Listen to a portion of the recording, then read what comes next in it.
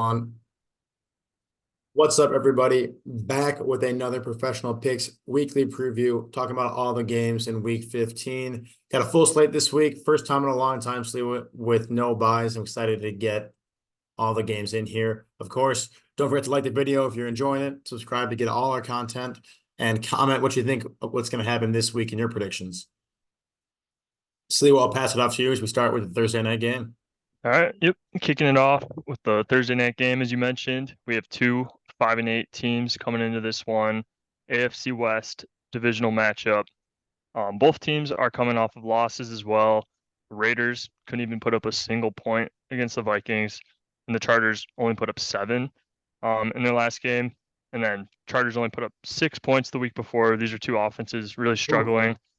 As much as I like Aiden O'Connell, he hasn't gotten the job done. 4 No. touchdowns and 7 interceptions through 7 games. Antonio Pierce, Raiders head coach, is considering a QB change, but Really? nothing guaranteed yet. With that said, Herbert's now supposed to miss the rest of the season with his finger surgery, so we should see Easton Stick getting the start in this one. With all Yeah. the quarterback volatility, do you have any confident leans in this one? I really like what you said last week about Antonio Pearson, the coach of the Raiders. Like he was 2-2 going into this week, and they didn't put up any points, granted. But the games they lost were against the Chiefs, another good football team, other than the Chiefs, and then they kind of stunk the bed against the Vikings. But at least one side of the football is playing well for the Raiders right now. I think at home with at least quarterback continuity in the locker room, I think I like the spot here at -3. I think a lot of people are going to be selling way too high, selling way too low on the Raiders here. They just put up 0 points, as you mentioned. I got to think they can do more than that this week. I think that these two teams that played obviously before the season as they are divisional opponents, and the Raiders barely lost. I think this was Aiden O'Connell's first start, and they lost in overtime. I got a feeling they're going to win this one at home when they're facing Easton Stick. Not a lot of time for him to get acclimated in this offense. And an offense that I really don't believe in, and a head coach I don't believe in, and blah, blah, blah. We've heard that all season too. So what do Yeah. you think? Yeah, I mean it's been the same spiel, but I mean Herbert, as we've talked about pretty much every single week, he covers a lot of the gaps on this team. He's consistently top 10 quarterback statistically through his first 3 seasons. So yeah, Easton Stick did look pretty good when he came in Yeah. on this last game, but with that being said, this team just isn't very strong, and I do think Herbert elevated them to mediocrity. So I'm not Well really said. that strong on the Chargers at all without Herbert. Yeah, he messed a lot of holes. And he was part of the problem in some ways too, but you can't deny the guy's raw talent. Right. All right, moving on. We got Saturday games this week. Yeah, let's go. This is going to be the first Saturday game, but we got this 2 teams now, 7 and 6. 2 teams on the cusp of the playoffs. The Vikings beat the Raiders in that 3-0 game that we talked about. And then the Bengals beat the Colts by 20, led by Jake Browning. He looked really solid. Nick Mullins is going to get the start in this one for Dobbs. Pretty quick um, pull there, but with the Yeah. pass to Justin Jefferson, that almost got him hurt again. I think that made the move a little bit easier. In my mind, I mean, I know no Burrow is a huge thing to just think about, but Browning has looked really solid actually. He's over 73 completion percentage in his last 3 starts. But I mean, the line says that has him almost even here with the Bengals -3.5 at home. Do you like anything in this game? I think it's tough because, like you said, Browning's looked really good stepping in for the Bengals so far. And it helps when you get a guy like Jamar Chase and T. Higgins, like I've said in other videos, possibly at full strength and full healthiness, the best wide receiver tandem in the NFL. Now they got a great running back tandem as fellow Illini Chase Brown is stepping up as in the backfield alongside Joe Mixon there too. So I like what I'm seeing out of this Bengals offense, all things considering. But the Vikings have looked really solid all season long on the defense side of the football. And I love the defensive coordinator, Brian Flores. And I'm not so sure that he might cause some fits for this Bengals team that might be riding high after some recent success. It's hard to say what's going to happen to the Vikings. I think Madison he's listed as doubtful. I don't think he's going to play. Same thing with Justin Jefferson. So really, where is the offense going to come from with Nick Mullins? All that to say, I think it boils down to a pretty low scoring, uneventful game that the Bengals end up pulling out because of the plethora of talent they have on offense. Yeah, no, I like the under a lot in this one. Like you mentioned, the Vikings have actually given up the fifth least points in the entire NFL. So yeah, the defense has been phenomenal, This has been there and all and season. especially for a defense that nobody expected anything from this year. Mm-hmm. Um, Bengals on the other end, statistically, advanced stats still don't love them, but yeah, they are at home.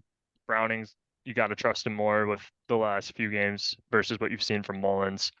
I don't love the spread here, but yeah, I do like the under. I don't think either team puts up many points. I'm with you. The home field advantage and the kicking advantage, you got to give it to the Bengals in a close one here. But I would not be shocked if the Vikings win this game. They're still fighting for a playoff spot. And so are the Yeah, no, Bengals. yeah, they're So are the right Bengals. there.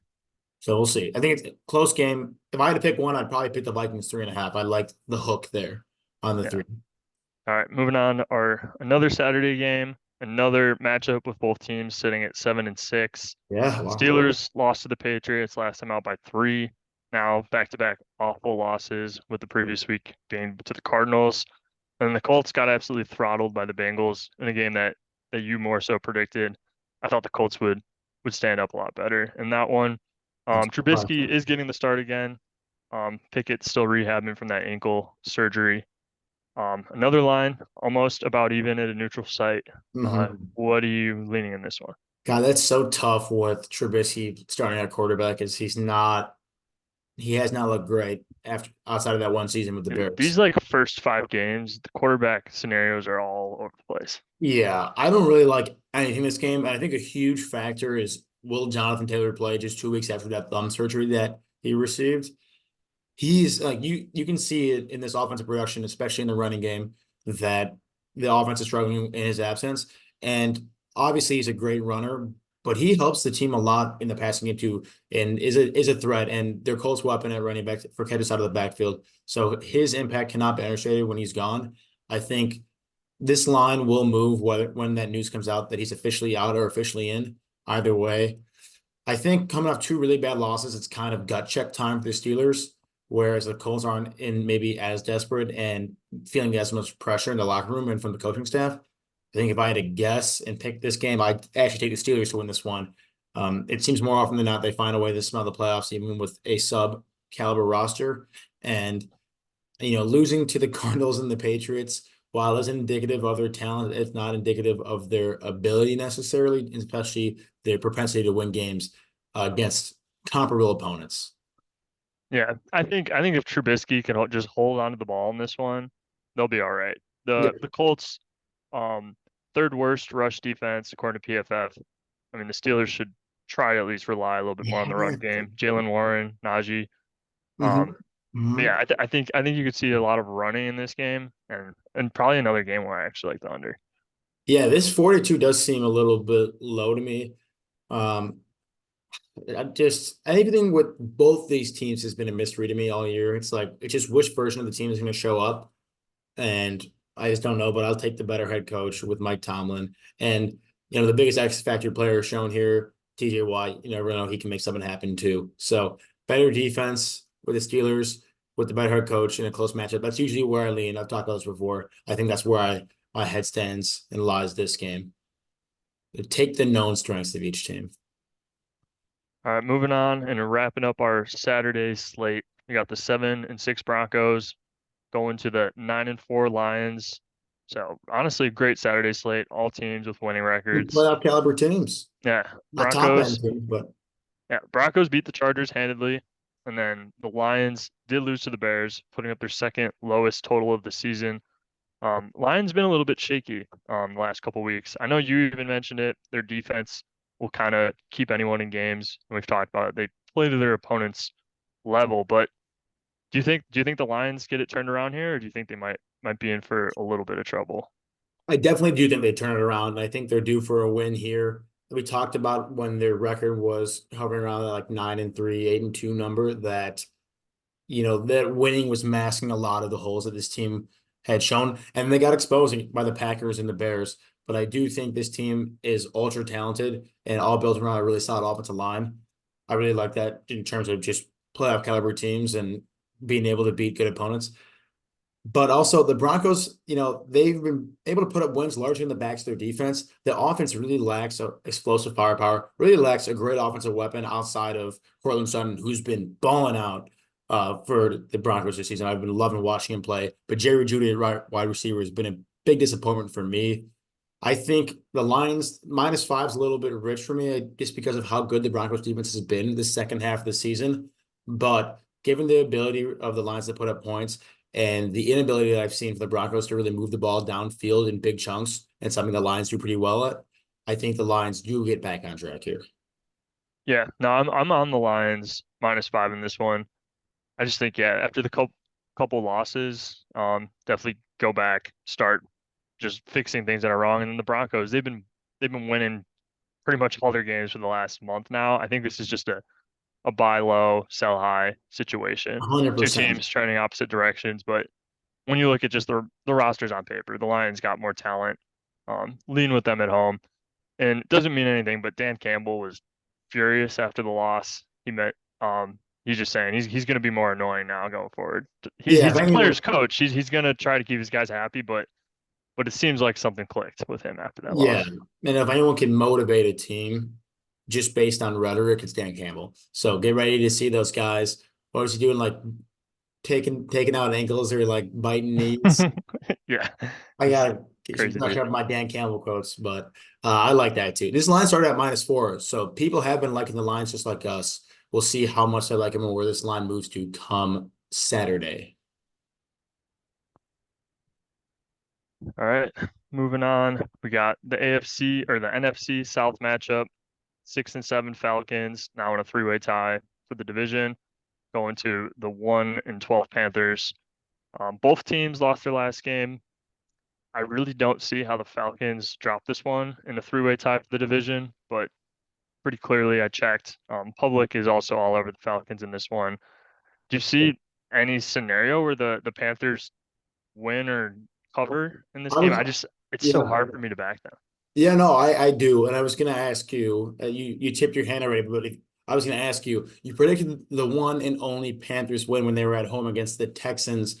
I was gonna ask if you thought that might be coming this week as well, because I can't see it. I can see it happening. This -3 does seem extremely trap line for me. Again, how do the Falcons lose this game, given the fact that they have their best ranked run defense going into top or bottom five run defense? The Panthers defense has struggled. Bryce Young has struggled. Just about everyone has struggled in Carolina, and yet the Falcons are still here fighting for the #1 spot in the division. How on earth they drop this game? I don't know, but I think the Panthers are going to win this. Like, you see this over under 35, it's going to be a street fight in this game, and it's going to come down to the last possession. And I think for some reason, this is a game just because divisional opponent, crazy things happen. If there's a game that the Panthers are going to win, I think it's this one. Yeah, no, I mean, they should Nothing on probably get paper more than says they one win on should. the season. Right.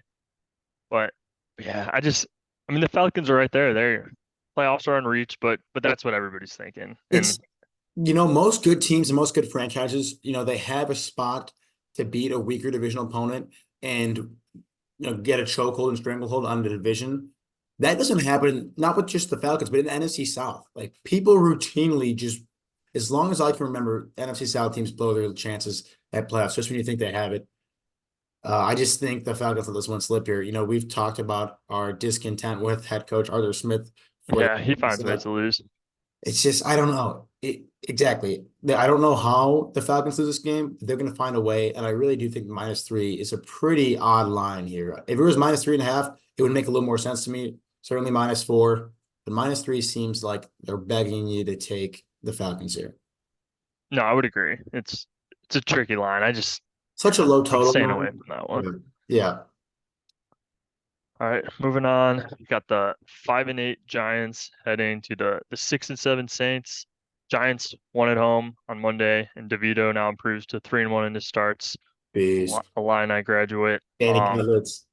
Here We we love you. go. Saints, on the other hand, they beat the Panthers easily, but Derek Carr just does not seem to be playing well. No. Barely threw for any yards, although he did have two touchdowns. Had a weird comment about how he broke his multiple ribs this season. I don't know if you heard that. No. Um, he was saying that people only knew about one of them, but he's had two other instances of broken ribs. Just a really weird comment to make after Yeah. the game. Regardless, he's still probably going to start this game. Might see Jameis, but there's no real news on that. It's just people, Saints fans, more so begging to see Jameis play. Hey, me too.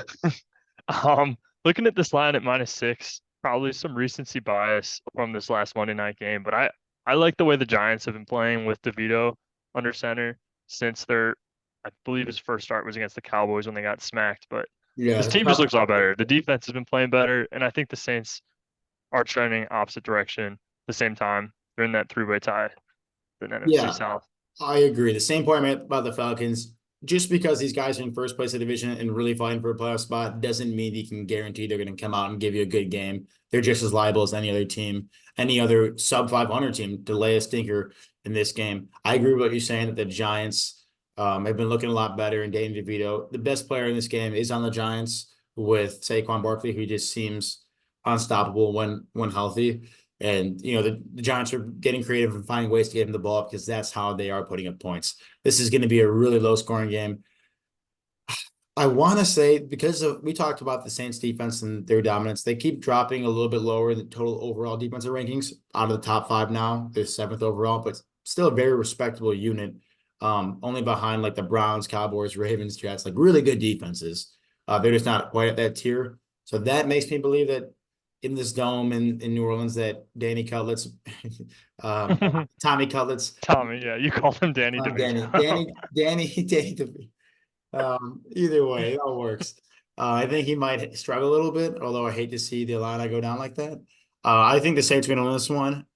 Hopefully they take this division lead, but I also don't think they will cover six. I think this game's too close. Like this low totals, you can't be guaranteeing a team win by a touchdown. Like I don't care who you're playing, anything can happen. This, like you said, Giants defense has been trending up and keeping their team in games. That's what Wink Martindale does at DC there.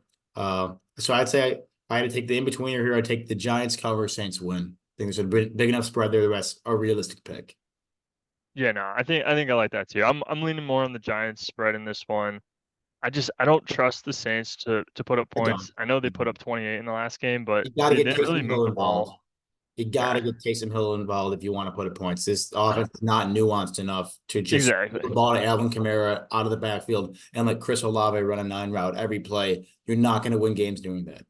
Yeah, I don't know. This Giants team has just looked honestly different since DeVito has been under center. Yeah, there's a Um, little bit of swagger and it's not too. even just him. It's the defense has really stepped it up. Yeah, Similar to the Bears.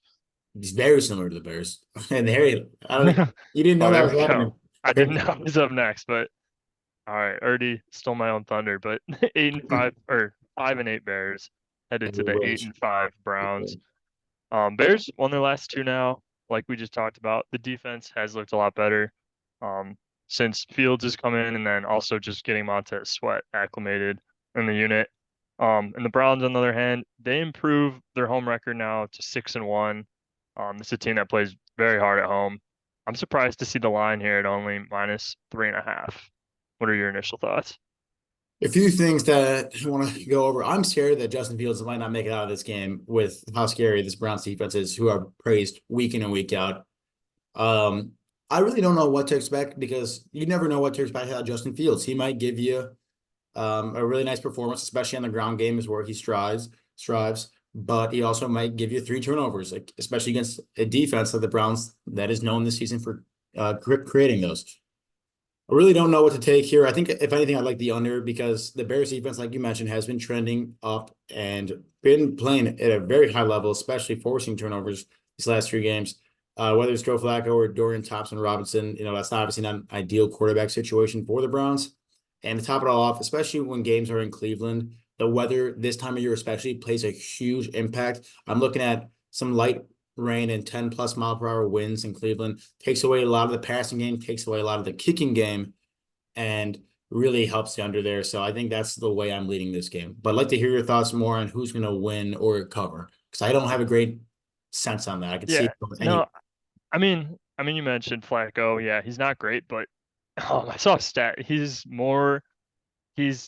two in his two starts. He's got like plus 200 yards and 2 touchdowns. That's more than the Steelers have had of those scenarios since Ben Roethlisberger. So That's like crazy. Flacco's really not that bad. I He's mean, been yes, he's begging. old. Yes, he's not that mobile, but there's enough weapons on this offense for him to throw the ball around. Like I opened this one. I'm surprised to see the Browns only -3.5. You're telling me these two teams are even on a neutral site?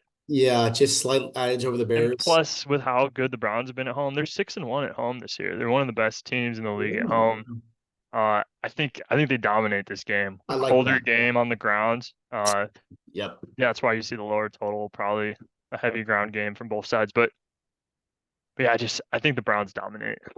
You definitely convinced me. Elite defense with the Browns. Even if you want to upgrade the Bears defense to good to very good based on the way they've been playing, the Browns don't have to beat you passing, especially this Bears defense that, like I said, we've been playing well, but it's really their secondary that's been creating turnovers. The front seven still a lot to be desired there, despite the upgrades to the linebacker and even defensive end, but it's more of a pass rush thing. I liked what you laid out there, and I think you convinced me that the Browns could roll this game. I could still see you going either way, but I definitely, if I had to pick one, I like the Browns based on what you just. Yeah, I know the Bears defense has looked a lot better, but I mean, yes, adding Montez Sweat's a huge addition, but other than that, like, I mean, yeah, the guys are improving, but I'm not fully sold on the defense being elite by any means. Agreed. Agreed. Well said. Moving on, AFC East matchup in this one, another divisional game. We got the 5-8 Jets versus the 9-4 Dolphins. Zach Wilson played the best game of his career in the win over the Texans. And the Hmm. Dolphins fell apart in those last couple minutes against the Titans on Monday night. Do you see the Jets staying in this game, or do you see Zach Wilson riding some of that momentum, or do you think it was kind of one of those flukes that he's had a couple here and there? It's a really good question. And you'd like to think that Zach Wilson could kind of string this stuff together, but he's been one of the most wishy-washy week in, week out quarterbacks that we've seen in a long time. Something that popped out to me right away is despite this Dolphins offense, that his total's over only 39. And we're looking at Yeah, two top five PFF ranked defense here, with the Dolphins being fifth overall in a really good coverage grade, and Jets being second overall with the best coverage grade. So not a lot of passing this game. You can see that you got some premier cornerbacks in this game here. I don't see Jack Wilson putting together, stringing another good performance here. I don't see them competing in this game all that much. I think anything happens on these primetime games, and you saw the Dolphins like collapse in the last 2 minutes against the Titans. They had shown the stat right at the end of that game. Previously, the Dolphins were 9-0 this season against teams that were 500 and below. Obviously, their four losses then, or now three of their four losses, now four last week, came against teams above 500. We mentioned this week in and week out. The Jets seem to not be able to step up to the good competition, and the Dolphins seem to flatten teams that are much more beneath them. I think that was an anomaly, especially given that he's playing Mike Vrabel, who I praise all the time, and that it was on a primetime matchup. I think at home, following a loss, can very much competing for the number one seed in the AFC, that the Dolphins get back on track here, even with potentially injured, hurt Tyreek Hill. yeah, yeah. No, I mean, especially, I mean, you mentioned the coverage grade there. The New York Jets offensive line has been awful. Awful. Really hasn't given Brees Hall any room to run or anybody in that backfield. No. I would maybe like a Jets team total under in this one because Yeah. I would maybe lean towards the under, but you never know with the Dolphins. Like they could still Yeah. go over. You don't. I like that a lot. I really do. So I think you're going to see a very similar performance from the Jets offense you saw the last time these guys played over. I think that was the Black Friday game. I think you're going to see a very similar performance. It's a tough defense for Zach Wilson to come in and thrive at, with Xavier Howard and Jalen Ramsey, and a pretty good pass rush for the Dolphins too. Yeah. All right. Next up, we got the 8-5 Chiefs now going to the 3-10 Patriots. Chiefs lost to the Bills, and the Patriots beat the Steelers. Definitely wouldn't expect the Chiefs coming into this one off a loss, and the Patriots coming in Mm-mm. on a win. No, But you did not. the defending champs have won their last or have lost their last two now. I don't necessarily see them making it three in a row, but on the other end, the Patriots looked vastly better with Zappi starting. I mean, I think that's the nail in the coffin for Mac Jones. Should And be. honestly, Bill Belichick should have made that move much sooner. I think he Hmm. made one of his fewer mistakes, but regardless, he should have should have gone to Zappy much sooner because that offense was actually moving the ball, putting up points early in that game. I know it's a 9-point spread, but do you see the Patriots staying in this one at home? Not at all. I just no chance in my opinion. I've rarely have I seen Patrick Mahomes as fired. I don't think I've ever seen him as fired up as he was after that loss against the Broncos. This team, that was the first time since 2019 that Patrick Mahomes has lost 2 games in a row. I don't think he's ever lost three. I certainly don't think he's going to start now. This team is going to come out firing on all cylinders. And the thing that I love the most about this Chiefs team is their defense. I think they have a really solid defense. I really bolstered around Chris Jones. It's really comes down to the mastermind that is Steve Spagnuolo and the way he dials up exotic packages that confuse the other team. Usually, I'm saying that exact same thing about Bill Belichick and his defense, but it has not been clicking for the Patriots this year. I would expect the Chiefs to come out, like with a huge vengeance, like they're playing the Bills again, ready to put up 90 on them. And I don't think the Patriots are going to have the same offensive success that they had against the Steelers. I think they came in with a great game plan and executed, and they kind of fizzled out after that first half, after the defense made They did, adjustments. yeah. If the Chiefs can just come out and make those same adjustments that they saw the Steelers make, then I believe that they talk about a team total under. I think the Patriots in the same spot is this is almost an identical line to Right. Very Jets similar that Jets situation. Miami game. I think it's the same kind of thing. How many points the Chiefs put up, you don't know, but you got a feeling that the Patriots won't do much. Yeah, I mean, yeah, I do think the Chiefs win this game no matter what. Like you said, Mahomes probably hasn't won or lost three in a row in his career. Can't remember the last time he lost two. You said it was 2019, but anyways, I think the Patriots stay in this one enough to cover. I think Zappy in that offense, and Can't do they it. finally could put up some points. It's +9 at home. I can't do it. I'm happy you can. I'm excited to see and revisit this game next week and see because I've been burned on the Patriots too many times this season. That could I be know, yeah, talking. I've also been saying about Patriots a lot of times this season, some of my bets too. It's you don't know what you're gonna get out of this team. And right, now that you're saying it, and I'm kind of saying it like at home +9, like these guys usually come to play in some capacity, right?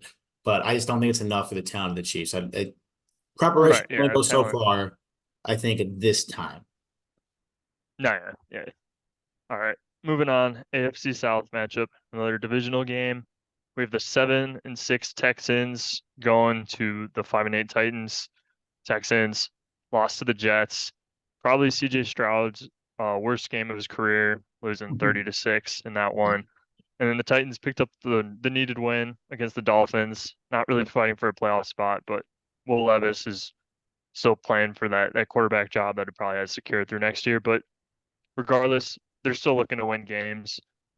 See another line that's almost even at a neutral site, slightly leaning towards the Texans in this one. So initially, I feel like a lot of money is going to be on the Texans, but do you do you feel like there's a good spot for a Mike Vrabel bet? It's tough for me because I do think that it's a good time for the Texans to bounce back. It's really going to be for me whether Nico Collins is able to play this game. They already lost Tank Dell to the season, and I that know, wide receiver room is pretty thin. If he can get back there, Nico Collins, I do think the Texans get back on track here and win. We talked about it just in the last couple of games. The Jets have an elite secondary. Like they shut down teams. It's not surprising to me that a rookie on the road struggled against that Jets defense. I would be. especially for a team that just relies on the pass so Mhm. much. Yeah, they air it out, and they've been really good at it this season. It didn't work for them this last time, and they probably get some growing pains trying to figure out how this offense is going to churn without Tank Dell. Maybe they figured it out, maybe they didn't. But this is a team that's competing for a playoff spot, and I don't think again crazy things happen on Monday Night Football. Mike Vrabel's a great coach, and I knew there's no way on national television he would let them get embarrassed. I did not think they were going to win that game, but I did always suspect him to keep it somewhat close. Granted, it was a 14-point spread, but I don't think that's happening in this game. I think the Texans, if they get Nico Collins back, big if, I think they win this game. Yeah, yeah. I mean the Texans or not the Texans, the Titans. We talked about it with the Bengals earlier, with a really bad secondary, but the Titans fourth worst secondary in the league, going up against a team that loves to air it out. That's Pretty what much the opposite matchup I'm. of that Jets game. So I think the Texans get back on track here. Yeah, It's definitely primed for the Texans to win. Doesn't mean they will. Divisional opponent stuff, crazy games. I really like the Texans, plus 8.5 the teaser. I say that on the plus a lot of plus 2.5 games. Um, if Nico Collins plays, I think they have a favorable matchup in the passing game. And their defense has played surprisingly well this year too.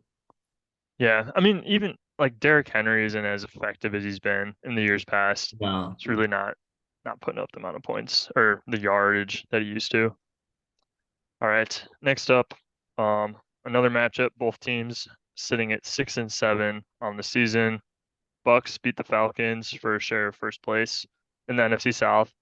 And honestly, I think if I have to pick one team that I'm leaning towards to win the NFC South, I think it's the Bucks. I think they have the most consistent offensive play. I Hmm. know none of them are really great, but I would trust Baker more than I trust Carr or even Desmond Ritter. Ritter. Yeah. Yeah. So yeah, I don't know. I think the Bucks end up pulling this division out, but the Packers are coming off a loss as well. That game-winning field goal against the Giants. Love still looks pretty good. I thought he made big drive at the end of the game to take the lead before they lost. Um, Packers are at home. They're going to be in Lambeau, sitting as a 3.5 point favorite. Do you think the Packers get back in track? Because these are both two teams like just. I mean, actually, the Packers are holding the 7th seed right now. Yeah, They they're have the right in the cusp of the tiebreaker. They have the playoffs. tiebreaker over the Rams. But yeah, these are two teams right on the cusp. Currently in technically, but which where do you say this game going? Yeah, I think Jordan Love started off that game a little shaky, but part of that was due to some weather and wind. He did make some really nice throws down the stretch there to keep them in the game. While these guys are both fighting for the playoffs, I think I side with the Packers here at home, trying to get back on track with at least more upside at quarterback, especially if they can get Christian Watson back, who's a big playmaker at wide receiver. That young wide receiver core in Green Bay is playing better. Maybe Aaron Jones is back and healthy alongside Aaron Dillon. Better head coach there. AJ Dillon, sorry, better head coach there with, especially an offensive-minded head coach with LaFleur. I think this Packers team is ready for a win. 3.5, I don't know, because it's going to be a dogfight with two teams desperately trying to claw their way to the playoffs. Either one of these teams lose, especially, I say they're still tied for the division lead. I feel like if the Bucks lose this game, like they're kind of out of the division, but with how variable those other two teams are, you never know. I think the Packers win this one though, in a tight game. Yeah, I think the Packers are the better team for sure. Yeah. Yeah, plus at home. So yeah, it's hard to go against them. Just I mean better defense too. Hmm. Bucks have been just so inconsistent this year. You never know Yeah, when especially Baker's gonna have a good game. defensively. Yeah, defensively inconsistent for sure. They're gonna have their playmakers with White and Evans, but outside of that, um, that's those big playabilities from those guys and keeping them in games. So they got to keep relying on that. That's not something you really want to lean on at all times. Yeah. I'll take this one real quickly, just in the sake of Yeah. time. Do you think the Cardinals have any chances, Kim? Uh no, Me neither. not at all. Their run defense is so poor. I would be surprised. I want Shannon to do a Belichick and not pass the ball at all. And I actually guarantee they would win this game. Between Debo and the CMC, they would win this game. Yeah. I mean the Cardinals are coming off a bye, but that even said, it's just the talent disparity is way too great. Canada's, yeah. It'll be interesting. You know what? You never know. That's why they play the game, but it just with the way the Niners are looking, I'd be shocked. Yeah. All right. This is one where I checked the public money and they were with me, so I'm now second guessing it. But I felt great about the Rams here, -6.5. Interesting. Commanders are coming off of a bye, just like the Cardinals. But the Rams lost in Baltimore. Took the Ravens to OT in that one. Offense looked great. Especially when they're healthy. I mean, they brought Kyron back. When Kyron, He's Cup, looking great. Nakua, and Stafford are all in there, this offense is very high powered. I mean, granted, they haven't all been healthy that much together, but when they are, this offense is almost unstoppable. You saw them tear up that top three Ravens defense last weekend. Hmm. Um, and then the Commanders on the other end, they've been just tanking since they let go all those DNs. So this spread doesn't make sense to me, but everybody's hammering the Rams with me. So I don't love it, but I can never bet on the Commanders in this game. Yeah, no, it seems so juicy to take the Rams here, and I didn't know that the public was all over them, but I guess I probably could have guessed that. The Rams came out with a ton of fight last game against the Ravens, and this is a team again fighting for the playoff spot. It's a great year in the NFL where a lot of teams are in contention, either just in or barely out. Like the Rams find themselves in, or easily could have been 7-6 after that overtime loss against the Ravens. They came out shooting, and I would expect them to do it again with a lot of offensive firepower against the Commanders defense that was without a doubt not as good as the Ravens and not that great in general, especially after shipping away some of their big pieces. It's hard to see that the Rams not blowing out, at least putting up enough points this game. What does concern me, and where I can see the merit on the other side, is that I have not been impressed with the Rams defense this season. And you have seen how and the Commanders have the ability to sling the ball downfield, put up 40 passing yards. As long as they don't turn the ball over 4 times, they can put up their fair share of points too. I think I'd probably like the over then in terms of anything this game because of that reason. Yeah, no. Before, I mean, you took the words out of my mouth, but I do like the over in this one too.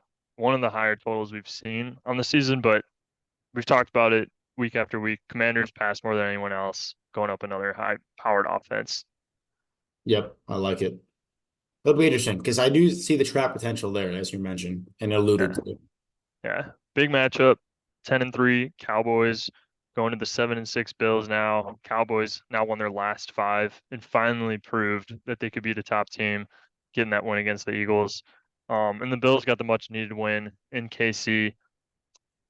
I'll let you take it. What do you like in this one with the Bills sitting as a 2-point favorite at home? Yeah, I'll make it quick because we don't have a ton of time.